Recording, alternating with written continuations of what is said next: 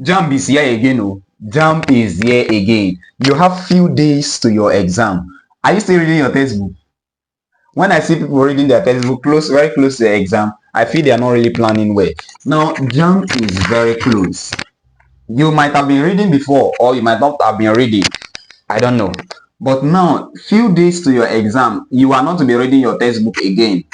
JAMB is here. You are not to be reading your textbook again. What do? Some persons, they sit down close to JAMB. They have, let's say, 5-7 days to JAMB. And as they take their textbook, and that's when they want to read their textbook from the starting to the end. Now, if you are writing 4 courses, which you are writing 4 subjects, you cannot cover the 4 subjects in 7 days. You cannot cover it. In fact, you cannot cover good 4 topics in each of the subjects. So it is not advisable that few days to your exam like this, you start reading your textbook. No, it is not advisable. So what I tell my students is this, and I'm going to tell you for free.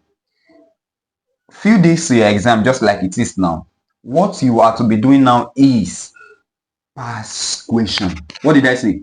Pass question. That's the magic. Oh, that's the magic. Even if you've not been reading before, start pass question now. And let me just hold on, don't go yet. Let me tell you the right approach to use, because you can still use past question and you fail. You can still use past question and you fail woefully, because most persons don't do past question the right way. I'm going to be telling you the right way to use your past question. Now, I tell my students, if you can solve past questions, 25 years of past question, or let's say 24 years of past question for all your subjects, forget it. If you don't score more than 300 in JAMB, then I don't know what I'm saying. If you can solve over 24 years of past question for all your subjects, and use the right approach, which I'm going to tell you in this video, the right approach to do past question, and you don't score over 300 in JAMB, then I don't know what I'm saying. Now, let's say this is 2025. As of the time of making this video, this is 2025. Now, if you can solve past question from year 2000 till present, hey, 2000 till present for all your subjects, forget it. You know, there is no new thing JAMB is setting again. There is no new question again. They are not setting any new question again. That's one thing you should note. They are just reshuffling questions, past questions. That's what they are doing now. They are just reshuffling past questions because they've been writing JAMB for years. And there's no new thing they will set again. That's finished. They just go to their question bank, and as they go to their question bank, they will now be repeating questions. They just shuffle. They can pick one from this year, pick one from this year, pick one. In fact, they have a computerized system that shuffles questions for them. That is why when you get to the exam hall, the person sitting by your side is writing different things from the person sitting by your from what you're writing, because this is they reshuffle questions.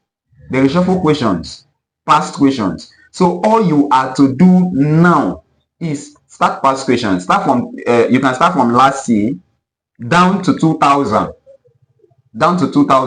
and using the right approach. Now, this is the right approach because I don't want to keep this video long. But if you've not subscribed, please click on the subscribe button and subscribe now. And rush to my channel too, because there are other videos that will help you in this exam. I've made past questions. I've made most repeated questions that you cannot escape in some of your subjects. It's already on my channel now. So go and watch after this video. Now, what is the right approach? What is the right approach to solving past question? You know, some persons have the habit of they will take a particular year. Let's say they start with 2025. No, let's say they start with 2005 past question. Let's say they are solving biology. Then they will now write number 1, 2, 3, 4, 5, 6, 7, 8, 9, 10. They will now write it to 10. Then when they've written it to 10, they will not read number 1. They will write A.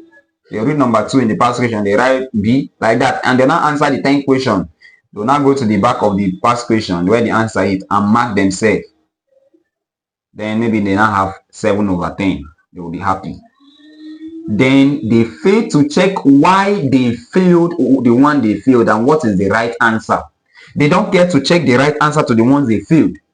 They depend on past question answers, and most times questions in the past answers in the past question are wrong. They will not know the reason why the one they got right, that they didn't know. They just guess the answer. They don't know why that answer was correct. They don't know why what they failed the one they failed and the correct answer. The right approach to solving past question is take your past question, answer it the way you're answering it. Then after marking yourself just like you do, check the ones you are not sure of. Research what is the right answer to this question, so that in case you see it next time, you can be able to answer them. The one you failed, you research which is the right, what's the right thing, why did I fail this particular one, so what's the right answer. And some of you just cram the answer, you don't know why the answer is the answer. So you don't just cram the answer, know why the answer is the answer, so that when next you see it, you'll not struggle, you'll be able to answer it with ease. If you can do this for all the years I've mentioned, 24 years of past question, this right approach of knowing why you failed the one you failed, knowing the right answer now, and you are used to them, you continue, you move from that year, you go to another year. You can set a day for each subject. You can say, okay, today what I'm doing is past question on so subject, let's say biology. Then you do past question that year. You start from one year to another year to another year. You discipline yourself, because that's the most important thing. You have to discipline yourself this period and study. That's the thing. You discipline yourself, and you now from past question to past question. Next day you go to another subject. You see, you cover more than starting with your textbook this period that is close to exam.